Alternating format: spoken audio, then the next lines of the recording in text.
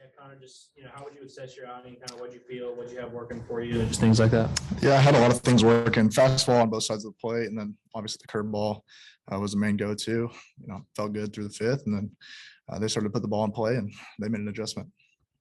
Obviously, you had a no-hitter going into the sixth inning, and then obviously it turned. And kind of what was going through your mind right there? Did you kind of just have to try to settle down for a moment and try to get that one big out, and just kind of what was going through your head there? I was just trying to make pitches.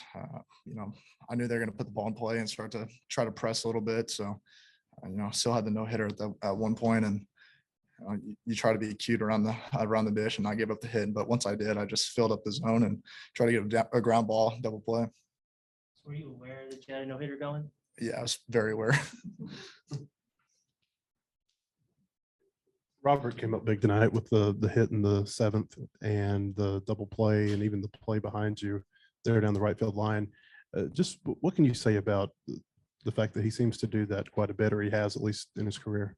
He just shows up in the big moments. When you need him the most, he's the guy that's going to step up and really do it. So I think you saw that tonight. Every time we needed him in a big way, he seemed to show up. What did you think of Evan Taylor's kind of brief appearance in relief, and what did you see at him? He was fantastic. He shut down momentum.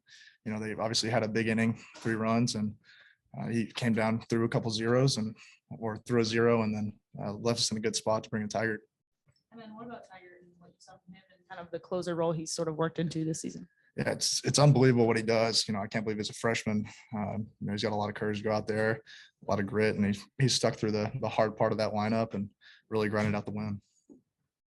LSU, I guess they got those 4 straight 2-out singles. I think that was your 3rd time through the lineup. Those guys are all hitting like 360 or whatever. Was that just maybe a case to them, catching up to you, or what do you just good hitters, or what do you think happened there? Yeah, they're good hitters.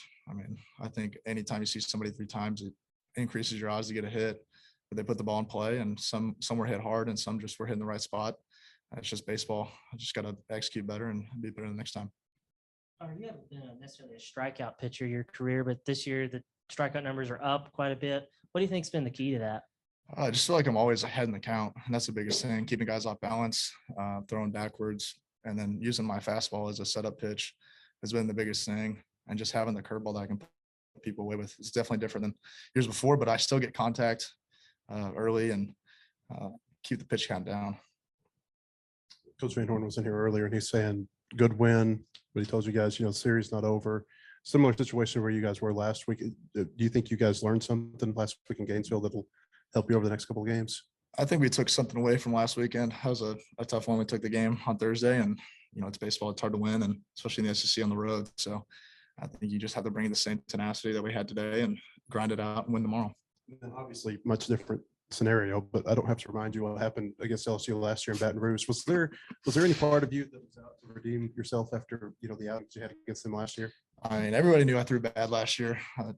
That was no surprise, but I just went out there and tried to do what I could to help the team win. BetOnline is your #1 source for all your betting needs, sports info, and odds. Find all the latest sports developments, including this week's odds for the Masters Championship and the start of Major League Baseball season. BetOnline is your continued source for all your sporting wagering needs, including live betting and your favorite Vegas casino and poker games. It's super easy to get started, so join today. Learn why everyone is saying BetOnline is the fastest and easiest way to wager on popular sports and games. BetOnline, where the game starts.